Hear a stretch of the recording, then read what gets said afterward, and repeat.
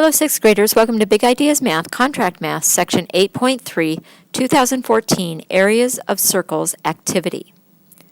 Pause while you write Section 8.3, 2014 Activity in your math notebook. Pause again while you write today's activity objective in your math notebook. Today's objective is find the area of a circle and a semicircle. Today we'll be starting on page 175 in your Record and Practice Journal. We'll be estimating the area of a circle in Activity 1. Our first directions in letter A are to find the area of the large 10 by 10 square, and we know that to do that we just multiply 10 times 10, which equals 100 square units. And then we're going to complete the table below, and each region with the dark squares we look at and we know that each of these squares is 1 unit, and it's a square unit because we're talking about area, and each of these little triangles is 1/2 of a square unit. And then these longer triangles, if you look at it, the little part on the end, if you put that together with the other part, if you turned it, it would equal 1 square unit. And then it says use the results in our table to estimate the area of the circle and explain our reasoning. So what we need to do is look at all of the full squares, and that's pretty easy to do. We know that going across the middle, we've got 10 squares going here and 10 squares going here, so that's 20 full squares. And then we can start counting the rows that don't have full squares in them. So we have 2 here and 2 here, so that's 4, and then we have a row just like that at the bottom, so that's 6 and 8, so let's put that down. And then we have 3 and 3 is 6, 9, 12, and then we have another set of rows just like the one we just did. So that's going to be 12 more squares. And then we have 4 here and 4 here. That's 8. Plus 8 here is 16. So we'll add that up. 8 plus 2 is 10, plus 8 is 18, and 1 plus 2 is 3, plus 3 is 6. So we have 68 of the complete squares. And then we can start counting the ones that are most similar to the half triangles.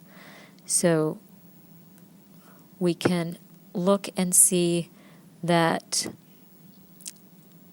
this is a half triangle, and this is a half triangle, and then it's going to have its counterparts down at the bottom. This is a half triangle, and this is a half triangle. So there are 4 halves, so that means that there are two full units. So 68 plus 2, so 4 halves, and that means it's 2 full square units. And then we'll look at the ones that most resemble the skinny triangle. So we've got that.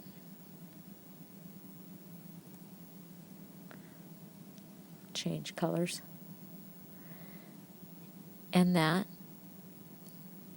So those each count as a square unit. So that's 1, 2, and there's that one, 3, 4, 5, 6, 7, 8. So that's 8 of those. So those each count as a full unit.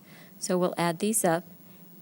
8 plus 2 is 10, plus 8 is 18, and 1 plus 6 is 7. So that's 78 square units.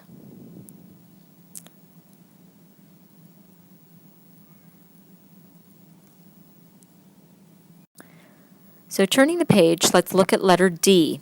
Fill in the blanks and explain your reasoning. The area of the large square equals blank times 5 squared square units.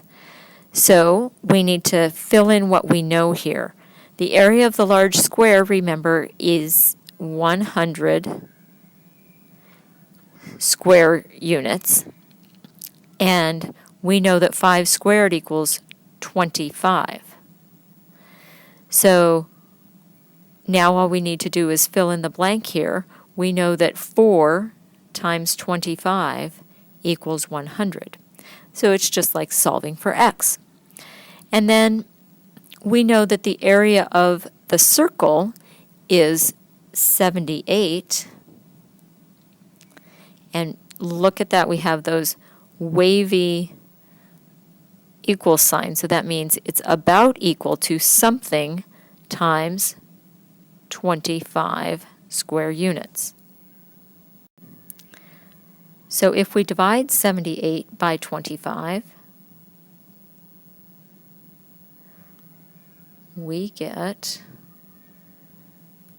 78 divided by 25. We know it starts with a 3, and 25 times 3 is 75, and that leaves us with a 3, and there's a 0 here. 25 goes into 30 once, and that's leaves us with a 5 and 0. 25 goes into 50 2 times.